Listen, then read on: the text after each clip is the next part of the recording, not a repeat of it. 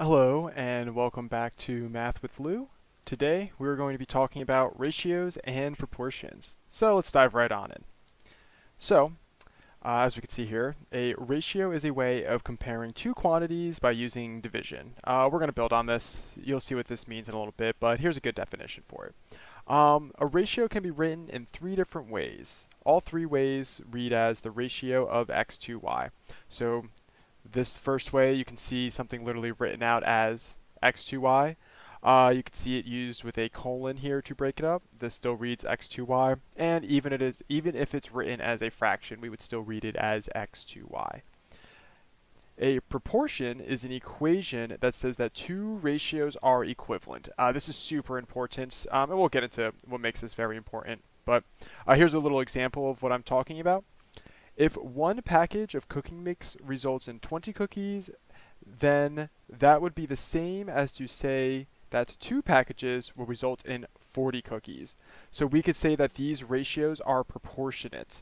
The ratio of 20 cookies to one package is proportionate to the ratio of 40 cookies to two packages.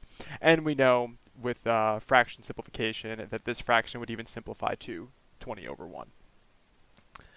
A proportion is read as x is to y as z is to w. And we could see that over here, x is to y as z is to w. You can also very simply put it as, x over y equals z over w. Nobody's going to complain if you say it like that. But this is a way we can sound a little bit more official.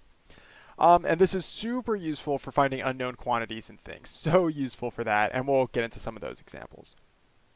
Like this one right here. So, in this example, in order to make 30 cakes, you have to use 45 eggs. How many eggs are required to make 50 cakes? Okay. So here I made a little table so we can see clearly what we're looking at. The small option, 45 eggs, will give us 30 cakes. And then the large option, we don't know the amount of eggs, but we do know we need to get 50 cakes out of it. So now we can set up some proportionate ratios. Here's two different examples of how we could set it up. Both of these will work exactly the same, but we have to be consistent. So you see here we have eggs to cake is proportionate to eggs to cake.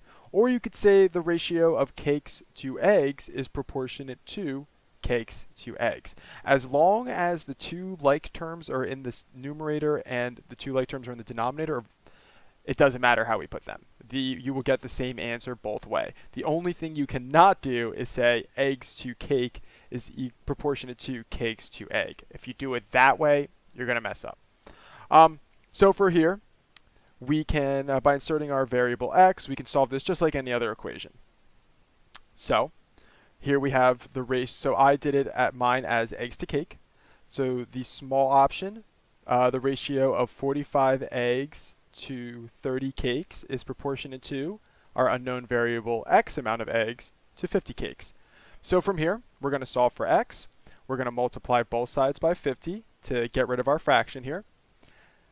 And now we have x is equal to 50 times 45 divided by 30. And when we clean this up, we get x is equal to 75. So now we know that the ratio of 45 eggs to 30 cakes is proportionate to 75 eggs to 50 cakes. And I did another example over here where I just flipped it just so I could show you that it works both ways. This one was eggs to cake. Now we're going to talk about cakes to eggs. Again, we're going to get the same exact answer.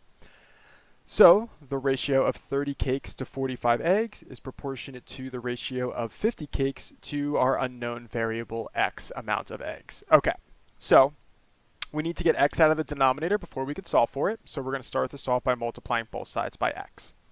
This will give us the expression 30 over 45 times x is equal to 50. Now to get x all alone, we are going to multiply both sides of this equation by the reciprocal of 30 over 45, which is 45 over 30. And the reason we're multiplying by the reciprocal of this fraction is because the reciprocal of this times this will give us 1, and that's how many x's we want. We want 1x. And as we can see, the 45s will cancel out and the 30s. So we are left with x is equal to 50 times 45 divided by 30, like how I wrote it here. And then when we start canceling stuff out, again, we're going to get the same number. x equals 75. Both ways, same solution. In a proportion, if the ratio of x to y is proportionate to the ratio of z to w, with naturally we can't have y or w equal to 0, then we could simply say that x times w is equal to z times y. This is pretty helpful. Once you get the knack of solving ratios and cross multiplication, it becomes easier after a while to just skip right to this step, but that takes a little bit of practice first. All right. And lastly, before we finish up, I like to do an example together. So we're going to find x in this proportion. This one I made a little bit different because I wanted to expand on what we are doing. This one is the proportion of x to x plus 20. Or sorry, the ratio of x to x plus 20 is proportionate to the ratio of 24 to 54. Now, something I'm sure you've noticed from looking at this problem, hey, 24 to 54, this can be simplified. We know that when a fraction has like terms in the numerator and denominator, we can simplify this to make our life easier. And if you caught that, you're absolutely correct. We can do this. So that would be a good first place to start. Let's simplify this fraction so that the numbers we have to deal with are much smaller and more manageable. So we can rewrite this and say that the ratio of x to x plus 20 is proportionate to the ratio of, let's see, these both share a common factor of 2. Do they share a common factor of 4 each? I'm not sure. Let's start with the 2. If I factor 2 out of both, that gives me 12 over 27, which I know both of these now have a factor of 3, so we can do that. And now we could say the ratio of x to x plus 20 is proportionate of, we factor 3 out, and now we have 4 over 9. Much easier to work with. All right, so now we need to get rid of these fractions, so we're going to do that by cross multiplying. Multiply the 9 into the x, and the x plus 20 into the 4. So that makes my new expression, 9x equals 4 times the quantity of x plus 20.